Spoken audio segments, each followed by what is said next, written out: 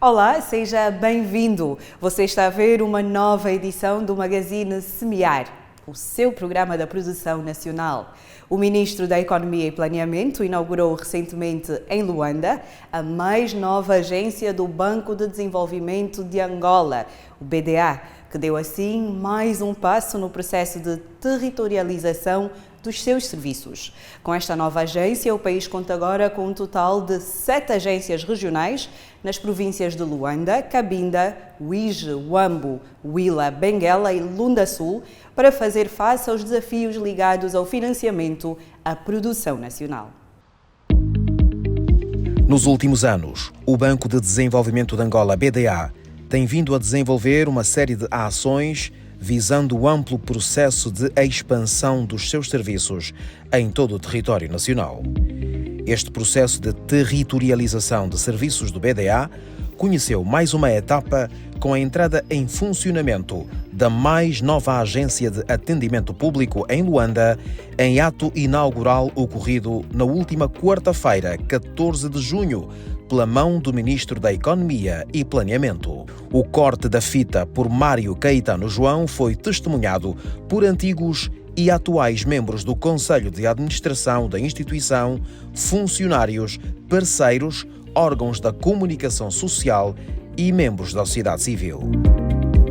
Sempre à busca de um melhor entendimento daquilo que são os desafios do país, o BDA começou um processo de regionalização ou de territorialização, vamos assim dizer, das suas atividades, dos seus serviços, tendo já aberto em 7 províncias uma agência do BDA, isto para poder melhor acompanhar as atividades de crédito, portanto, acompanhar os operadores econômicos e ver de que forma é que podem continuar a ser apoiados no seu processo de produção, no seu processo de engrandecimento enquanto empresa. O titular do Departamento Ministerial da Economia e Planeamento usou da palavra para dirigir-se aos presentes e valorizar a obra posta à disposição dos atores económicos que acorrerão aos seus balcões. Mário Caetano João ressaltou o nível de relevância que o BDA tem vindo a conquistar no contexto do mercado nacional, em matéria de crédito para potenciar a produção nacional. O Ministro da Economia e Planeamento diz mesmo que o Banco de Desenvolvimento de Angola tem vindo a assumir um papel crucial na criação de condições para o desenvolvimento das empresas e dos empresários. O BDA está-se a tornar um banco extremamente fundamental para o desenvolvimento de Angola. O BDA tem estado a demonstrar que tem capacidade de acompanhar o desenvolvimento dos empresários. Vimos que o BDA teve que se ajustar para financiar pequenos e médios empresários, aqueles que já tinham gastado alguns dos seus recursos financeiros para iniciar a sua pequena jornada. E o BDA conseguiu identificar esses pequenos e médios empresários e conseguiu dar, de facto, uma força. Vimos isso nas medidas do alívio econômico, um BDA completamente comprometido com aquilo que eram os desafios do país. Vimos isso também no PAC e, portanto, nós queríamos aqui felicitar todo o Conselho de Administração do BDA por terem ajustado os seus processos e procedimentos para esse desafio. No seu discurso, o titular do Pelouro da Economia e Planeamento foi para além das referências elogiosas e chamou a atenção para a necessidade de um maior e melhor empenho de todos, de modo a tornar o BDA numa instituição de referência face aos atuais desafios que se colocam ao país. No dizer do Ministro, são desafios que vão exigir do banco mais dinamismo e celeridade em todas as frentes das suas operações. Mas existem ainda muitos desafios pela frente. O BDA, de facto, deixou de apoiar os grandes empresários em massa, baixou um bocadinho o nível para os pequenos e médios empresários, mas precisamos também que isto se institucionalize nos processos e procedimentos do BDA, eventualmente criando dentro de um banco 2 instituições, umas para os pequenos e médios empresários e outra para os grandes empresários. Nós temos estado a acompanhar esse desempenho do BDA e queríamos aqui felicitar novamente pelo BDA ter aceite este desafio de ter uma dinâmica mais ativa junto dos operadores. A abertura desta agência, localizada em Talatona, a sul de Luanda, no condomínio Dolce Vita mais propriamente, constitui-se num passo importante que é dado na rota da consolidação da estratégia do BDA, em ampliar a sua capacidade de resposta para estar mais próximo dos seus clientes e do respectivo público-alvo.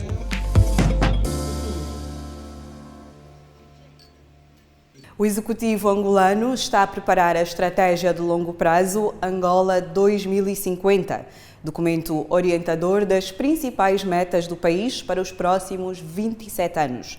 As sessões de auscultação e consulta pública para a finalização deste documento aconteceram um pouco por todo o país e agora você vai poder conhecer os contributos das províncias do Ige, Malange, Zaire, Namibe e Bengo.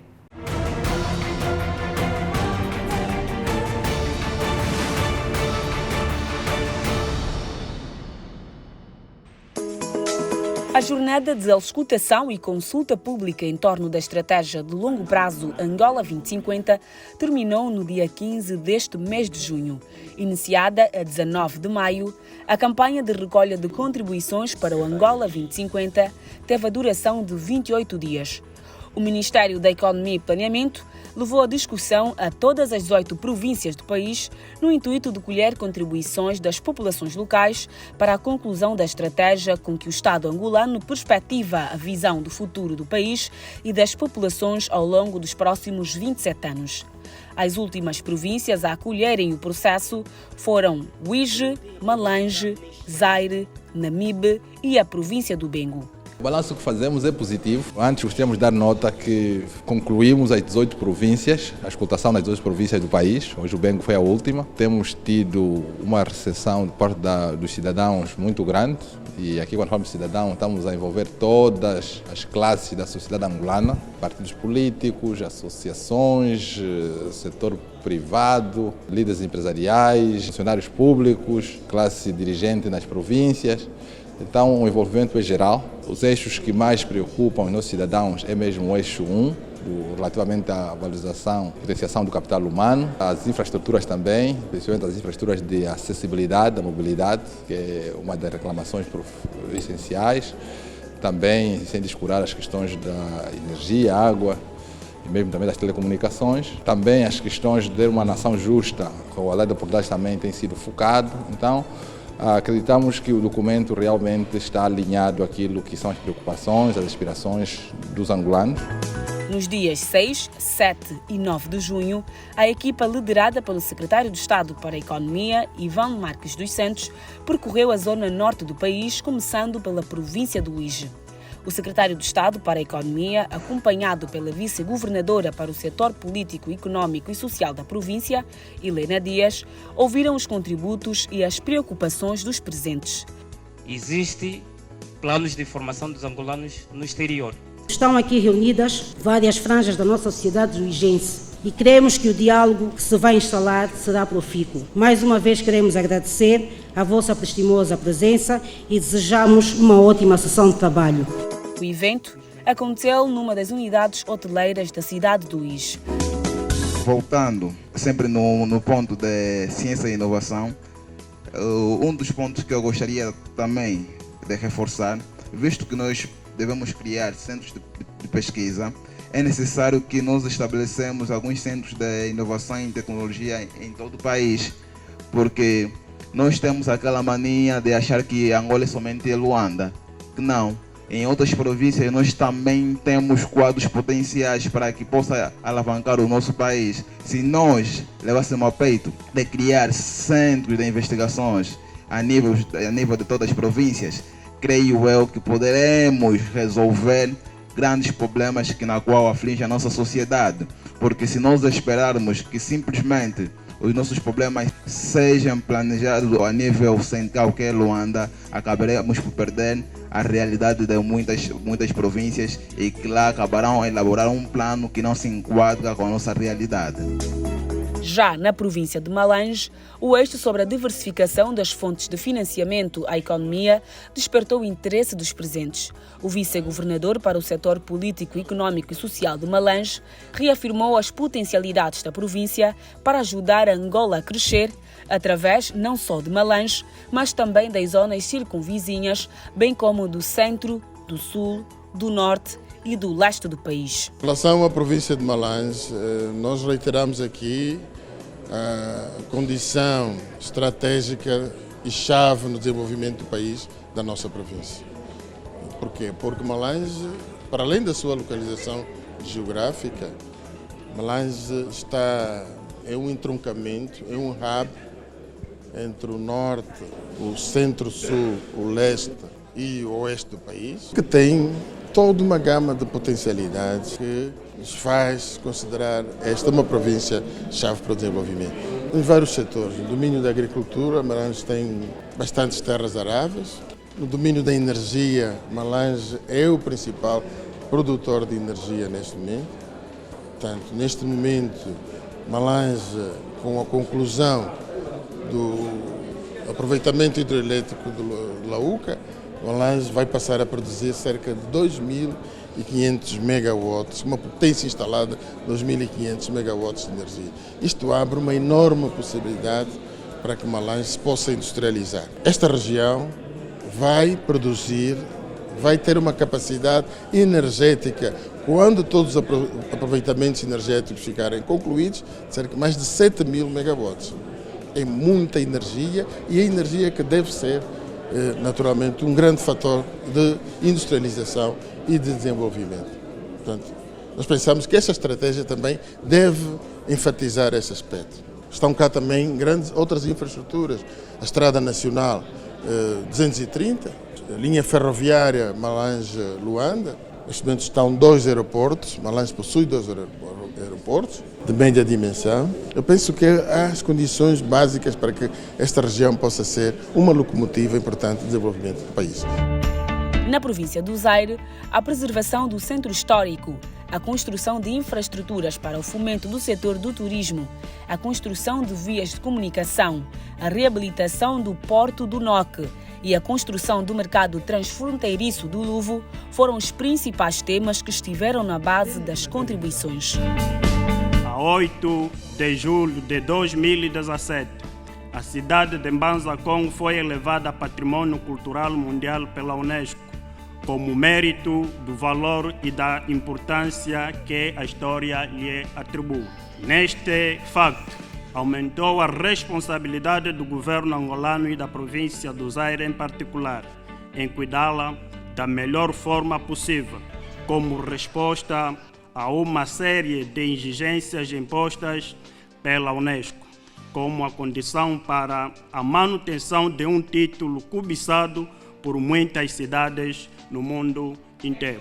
É com base desse fundamento que defendemos a necessidade de formação de quadros especializados, sobretudo nas áreas ligadas à preservação dos sítios e monumentos históricos, arqueologia, antropologia, sociologia, história, entre outras. A ideia em que, depois da sua formação, de preferência fora do país, esses quadros regressem à província para dar aulas nas futuras instituições de ensino superior que se prevê criar, para além de contribuírem nos trabalhos de pesquisa no âmbito do projeto Mbanza Congo, vestígios da capital do antigo Reino do Congo. Quero também pedir que se construísse o Porto do Noque. Isso poderá dinamizar também um pouco a província. Como a província não pode ficar sem porto, nós temos o mar aqui. No dia 10 de junho, a mesma equipa deslocou-se até a província do Namibe, também conhecida como a Terra da Felicidade. A principal atividade econômica da província é a pesca e, das várias sugestões deixadas, o incentivo ao setor das pescas, a criação de políticas para a aquisição de meios de trabalho e a preservação dos espaços marinhos foram os temas que mais subsídios receberam durante o encontro. Esta iniciativa que visa a elaboração da Estratégia Angola 2050, é um marco significativo para o desenvolvimento do país, é uma oportunidade para refletirmos coletivamente sobre o caminho que pretendemos trilhar e como podemos tornar o nosso país uma nação próspera, inclusiva e sustentável. O Namibe, em termos de emprego, ele é quase que maioritariamente associado ao setor das pescas. E o que se define na estratégia para as pescas é que não haja um aumento na exploração marinha, não é, tradicional, e que haja um investimento no setor da aquicultura. Portanto, existem aqui algumas experiências de países que levaram muito tempo para que o setor da aquicultura fosse dar a autossuficiência que se precisa para não se pressionar a captura selvagem. Sob esse ponto de vista, alerto aqui a um cuidado sobre como se vai investir para esse setor. E quando digo investimento, não significa unicamente colocar dinheiro à disposição dos projetos, mas falo da qualificação, por exemplo, da mão de obra, do investimento na tecnologia, porque se falarmos da maricultura, que é o que se também defende, ela demanda muita tecnologia e que é cara. Depois tem que se olhar também para as condições do próprio ambiente marinho, porque tem que ser desenvolvido em áreas calmas. O périplo à volta do país, no âmbito do processo de auscultação sob a estratégia de longo prazo, culminou na província do Bengo. A governadora da província fez questão de participar da auscultação ao lado do secretário de Estado para o Planeamento, Milton Reis. Tivemos a felicidade de encerrar esse ciclo de encontros, em que tivemos a presença de Sua Excelência o Secretário de Estado do Planeamento e o Diretor da Política de População. É um encontro que serviu para, mais uma vez, a província do Bengo ter a oportunidade de saber o que é que está sendo feito em termos de políticas de planeamento. Portanto, o plano que foi aqui apresentado até 2050 é um instrumento de política que vai permitir que, a seguir, se faça então o plano de desenvolvimento para o quinquênio e depois também os planos setoriais e os planos a nível das províncias.